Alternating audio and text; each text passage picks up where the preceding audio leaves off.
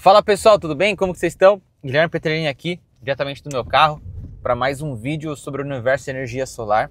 E hoje eu vou fazer um vídeo rápido, onde eu gostaria de passar para vocês quais são os principais pontos que precisam ser analisados numa manutenção periódica de um projeto de energia solar para uma residência. Isso aqui é diferente para outro tipo de projeto, projetos maiores, comerciais, grandes usinas, seguem um outro roteiro, mas as informações que eu vou passar aqui agora, eu acho que elas se encaixam muito bem e atendem projetos de residência, tá? Um projeto de energia solar, depois dele instalado, ele é bem seguro, tá? Se ele foi feito uma instalação correta, né, um comissionamento correto, após a instalação, todos os testes foram feitos, as inspeções de forma correta, ele não é um projeto, né, que você tem que se preocupar com tanta frequência. É uma instalação bem segura e você não precisa ficar de olho a todo momento para ver se está dando tudo certo e tudo mais. As manutenções, elas são simples, elas são bem fáceis de serem feitas, mas elas precisam ser feitas. O que acontece é que hoje o pessoal esquece, né, o projeto de energia solar e só vai agir para fazer alguma correção, né? Daí seria uma manutenção corretiva. Só vai fazer algum tipo de manutenção quando acontece algum problema, quando detecta alguma falha, quando o sistema ele não está operando conforme esperado. Então não é uma boa prática. E nesse vídeo aqui eu quero falar algumas coisas básicas que podem ser feitas com manutenção preventiva de um projeto de energia solar para garantir que está tudo bem, que o investimento vai ser honrado, que o projeto vai continuar performando, não vai ter dor de cabeça e que a produção inclusive pode até aumentar, né, de energia. São coisas básicas, mas o primeiro passo é você contratar, se você é um usuário final, dono do sistema, é você contratar uma empresa especializada, tá?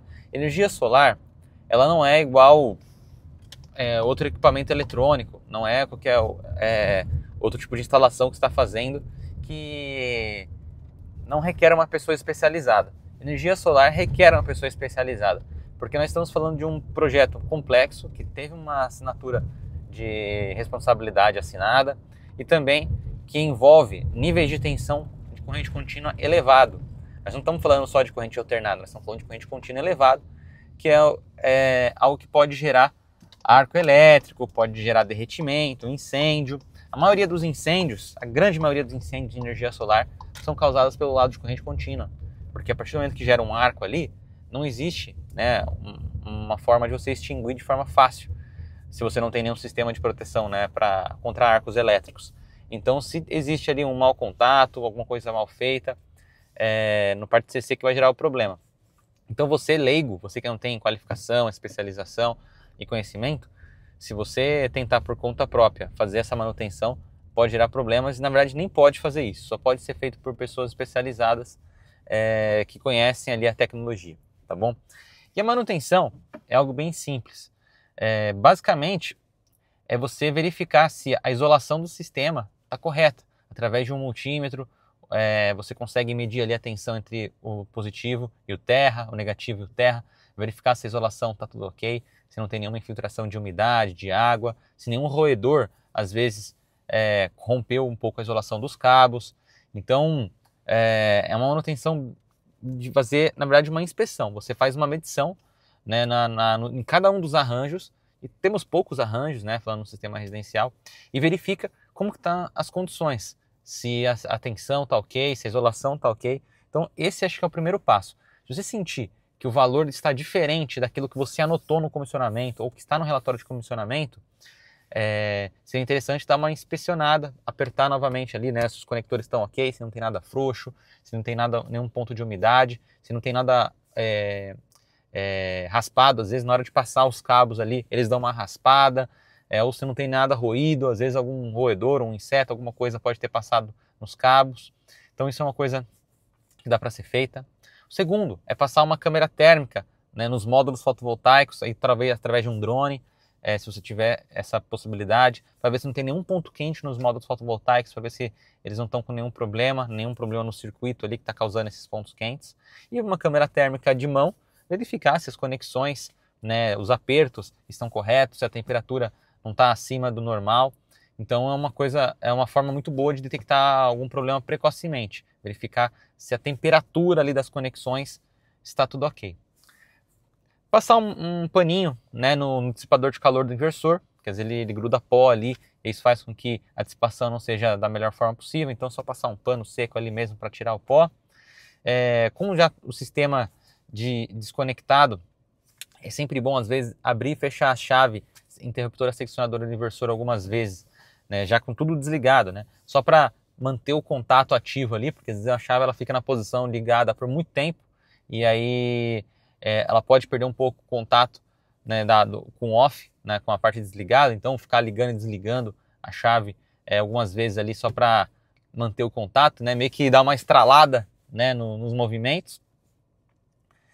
E por último, verificar, né, se na parte CC, né, as tensões ainda estão corretas, se não teve nenhum problema ali de que a tensão abaixou conforme esperado, né, por exemplo, medir PV mais e PV menos e verificar se a tensão do arranjo ainda está conforme o esperado, né, que às vezes surgiu uma sombra, às vezes uma sujeira, e aí nisso subir no telhado para passar uma água. Então, é um trabalho bem simples que dá para fazer às vezes numa manhã, né, num sistema residencial, que estamos falando aí de no máximo, sei lá, 4 arranjos, né, 4 MPPTs, por exemplo, e previne muitas coisas.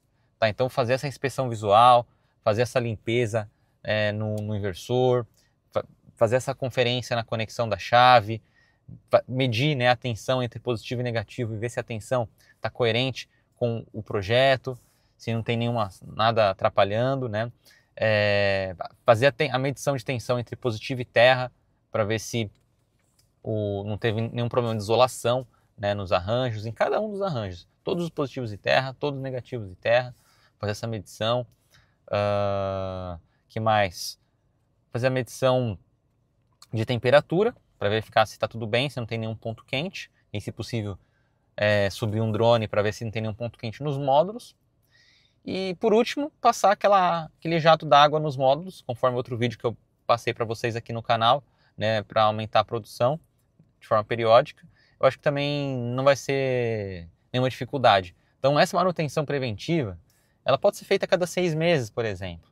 E 6 meses a 1 ano, né, como eu falei para vocês no começo do vídeo, a energia solar é um projeto bem tranquilo. E fazer a manutenção com cuidado, tá? Que às vezes está tudo bem, tudo funcionando muito bem, mas na hora da manutenção você vai lá e atrapalha, piora, né, o projeto. Às vezes está tudo bem conectado, mas você vai lá dar um aperto e você acaba se soltando. Então tem que tomar muito cuidado com isso para a manutenção não virar um pesadelo. Então a manutenção é importante, ela não precisa ser feita com tanta frequência, 1 ou 2 vezes por ano no máximo, eu acho que é tranquilo, ou seja, o projeto até os seus 10 primeiros anos aí de vida, ele vai ter pelo menos 10 manutenções preventivas e o custo para isso é baixo e eu acho que vale super a pena. Beleza? Então é isso, que é um vídeo aí de uma opinião, uma dica, né, sobre a questão de manutenção preventiva, o que fazer, o que verificar, apenas como um norte. Cada projeto é um projeto, os projetos têm suas particularidades, às vezes tem mais coisa que seria interessante dar uma analisada, que eu não mencionei aqui no vídeo. E é isso, pessoal. Espero que tenham gostado. Vamos nos falando aí. Até mais.